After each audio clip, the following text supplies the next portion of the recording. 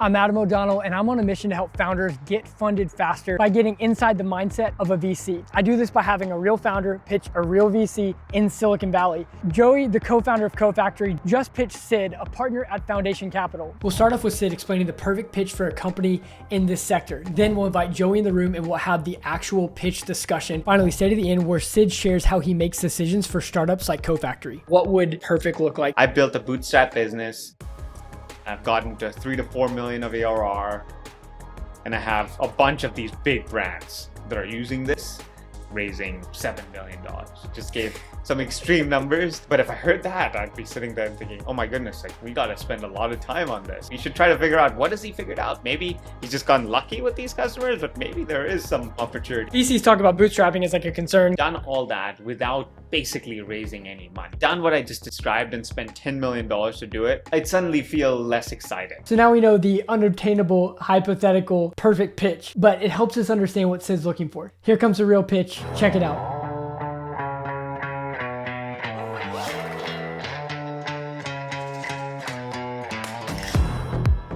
So there's thousands of businesses that are on the verge of dying here who need a way to economically respond to this new version of search. So that's what we've built. So our platform allows people both through legacy search and AI search channels to convert customers directly.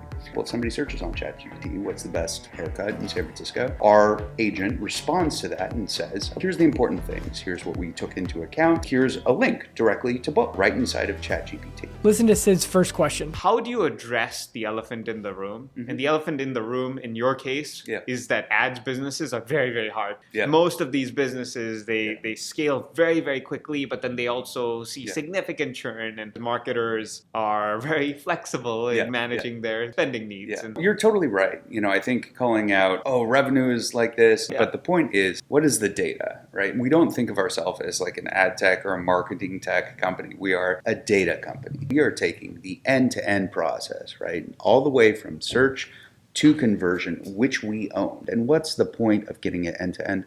Oh, to train a model, right? Having that data is what sets us apart. Time out. I want to double tap on what was going through Sid's head at this point of the pitch. Here's what Sid shared with me when Joey wasn't in the room. So our firm, we made lots of money in ads and marketing. We've also lost a lot of money in ads and marketing. And I think it's the big learning has been that you can make money in ads and marketing as there are a fundamental platform shift. So when there was a platform shift and we saw a world of kind of over-the-top content, right? And the fact that we moved away from cable to streaming, as a firm, we made a whole bunch of bets, which ended up becoming very, very successful. So it's more just, is the timing right? Exactly. You know, pre-ChatGPT, if somebody had come in to the firm and said, hey, I want to build a company in the ads world, we don't see any significant platform shift, so it just doesn't make a lot of sense. I think now we're starting to see the scale. We haven't made an investment in the space. We're still very early in our thinking, but it's a great example of kind of what's next. Back to the pitch. So we spent about $9,160 and we got 252 customers. That is a better hook. When I heard your pitch, I was thinking, okay, well, they've never tested this out. It's kind of an idea that they're still in the works. I would have started by giving a very quick overview on the fact that because of the heavy adoption of these LLMs, to do traditional work, we are seeing effectively an unbundling of the existing search and ultimately a marketing stack. And then explaining you saw that opportunity and you said, let's go build something here. And you went and built something and then you tested it out and you showed that it worked. Most VCs will tell you that early stage investment is like 80% plus about the team. Listen to how Sid talks about the story of the team. Tell me a little bit about the team. So there's 3 of us. 2 of us are engineers, myself included. A background in ad tech, obviously. So I would definitely talk about that. Been looking at this space. Space is changing. That's why I left my job in ad tech, and I've now gone and done this because I think that the old ad tech world is not adapting. Joey's about to drop a bomb, and it starts with conviction. It's almost like he's hearing Sid's reflections, and it's not quite where he thinks it should be. And so you just see that authentic conviction start to pour out of him right here. Watch this. Marketing doesn't enter into that at all.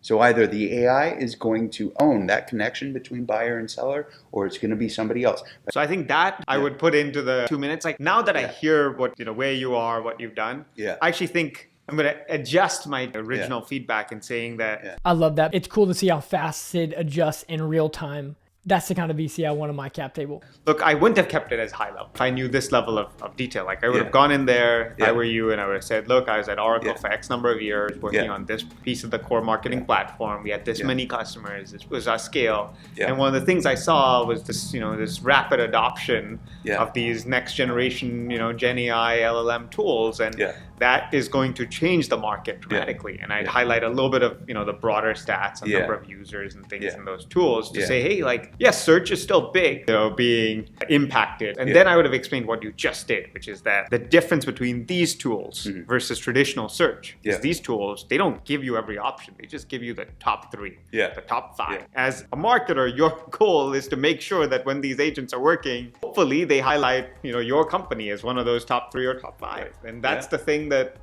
tomorrow's marketers are going to have to care about. I hope you got some interesting nuggets from that one. Now Joey's going to leave the room and Sid's going to go behind the curtain on what was going through his mind during the pitch. He dives into things like traction, TAM, valuation, but the most interesting part is his decision timeline after the meeting. So you know what VCs are actually doing after you leave the room. Check it out.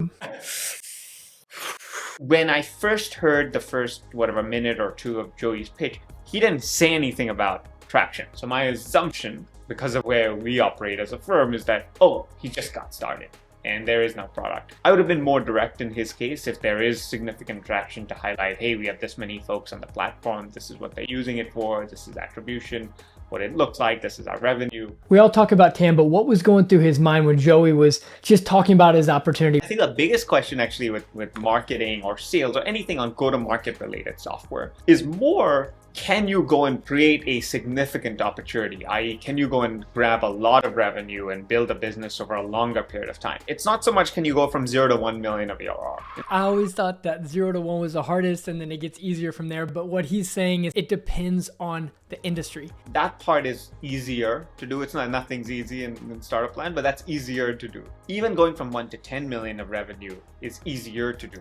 Going from 10 to 100, charter. And by the way, going from 100 to 1 billion of revenue, very, very hard. But if you can hit 1 billion, then it actually becomes significantly easier. When you look at the valuation of the company, are you thinking about that right now? In the stage of the conversation that we were in, yeah, I was not thinking about valuation. First, I need to get excited about, is this even an opportunity that we want to spend time on? There are some investments that you want to do at any price. And then there's some investments that candidly you would not do at any price. And the point is that it could be a really, really inexpensive opportunity, but it's just for whatever reason you don't think it's a good opportunity. I use the 2 extremes. Obviously, most of the time you're in between. Yeah. But the 2 extremes are very important. And in your first meeting, you're trying to figure out, am I more on the first bucket or the second bucket?